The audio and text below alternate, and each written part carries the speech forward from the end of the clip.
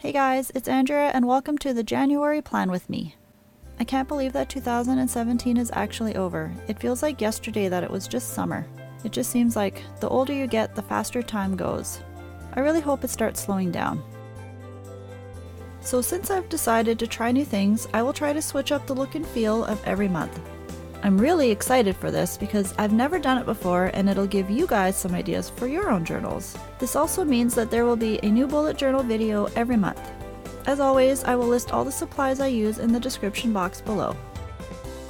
I started my title page by drawing a tree and filling in the snowflakes around it.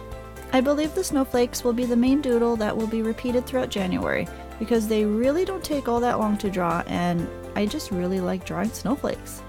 So nothing super fancy here, I kept the drawing within a circle. I ended up outlining my tree and my snowflakes because they just didn't stand out enough with just the marker.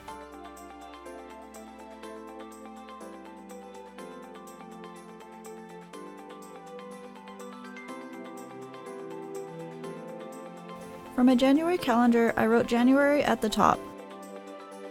And as you can see, I already messed it up.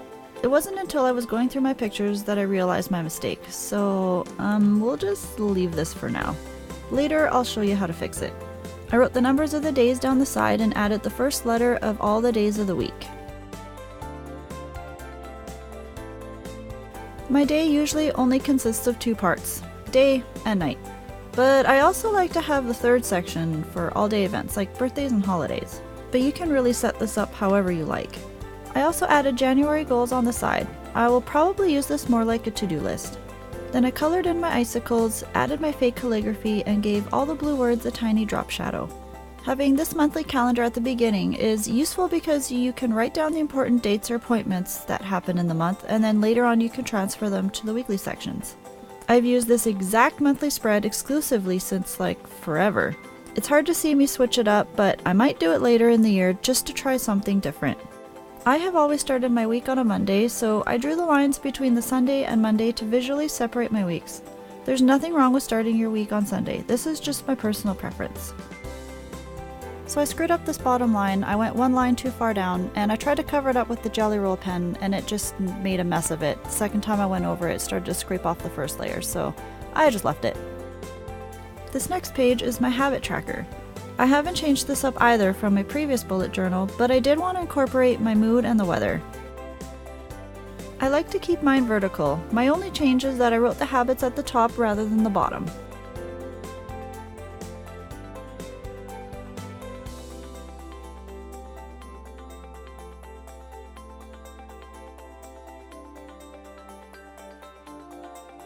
Then I drew a few of the weather icons along with the high and the low temperatures.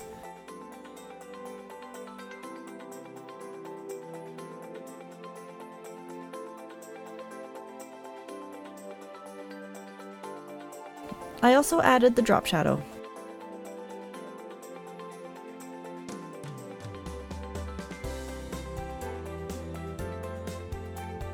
This page is probably one of my favorites. It's my brain dump page. Since I like to throw down ideas every month, this page will appear in every new monthly setup. I was going to do a larger one at the beginning of the year, but I think I will really enjoy seeing what I liked each month. I outlined this page with the same blue marker and then, you guessed it, a drop shadow.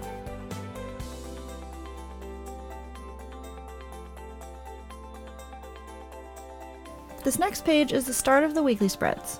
I really wanted a better way to keep track of my meals, so I gave it its own section down the side.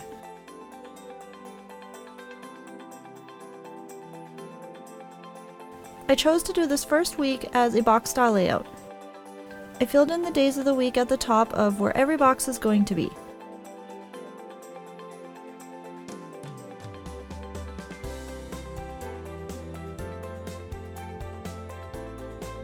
I also added two small graphs that will keep track of how much sleep I get and how much water I drink. I actually found these extremely helpful the last 2 months. I now know that I don't drink enough water in a day. Now I'm just outlining each day of the week with the blue marker. I also wrote the number of the day of the week inside each box and wrote water and sleep beside my graphs. Next, I again gave all the blue marker parts a drop shadow, including the boxes for the days of the week.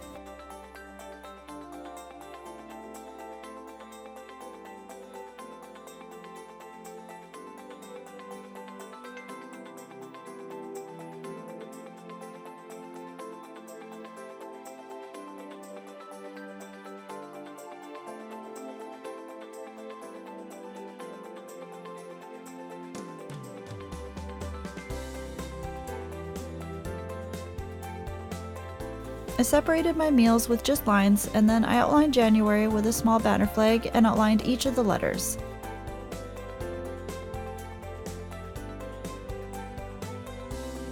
I'm also doing this to the days of the week for the meals, but with circles instead.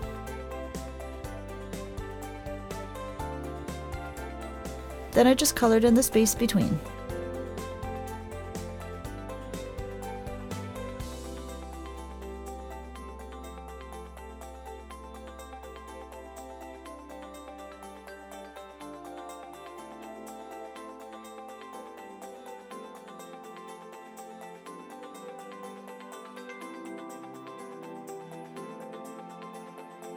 I really wanted to add an inspirational quote since I've seen this being added to so many other people's journals. So I guess I want to say thank you to all the people who put quotes in their journals and inspired me to do my own. Mine says, "Don't let your dreams be just dreams." I think sometimes you just need that little extra boost every day, so I really want to incorporate more quotes.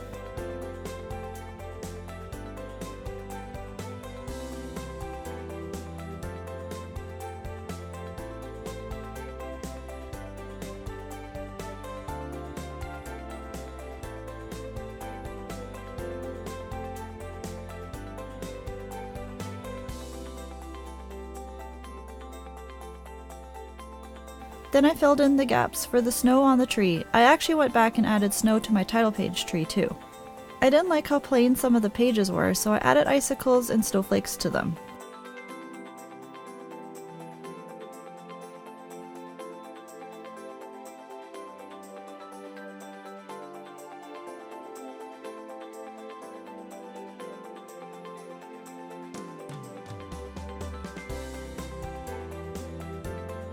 Then I went into the yearly section and colored in all the January related things. For the months at a glance spread, I colored the days of the week and added snowflakes around January.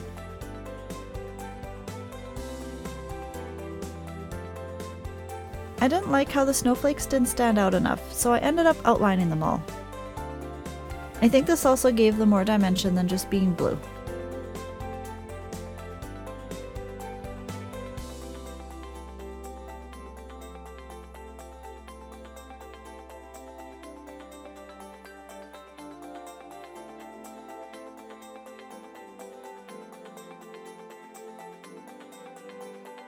This year I decided to keep track of my fitness right in my bullet journal.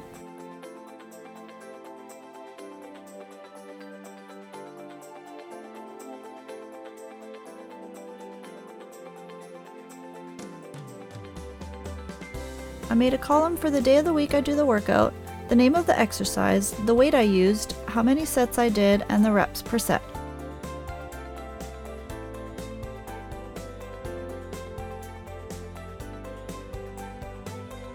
I kept this page pretty plain with only a blue line and a few drawings of weights at the top. I'm really excited to see how much progress I will make this year.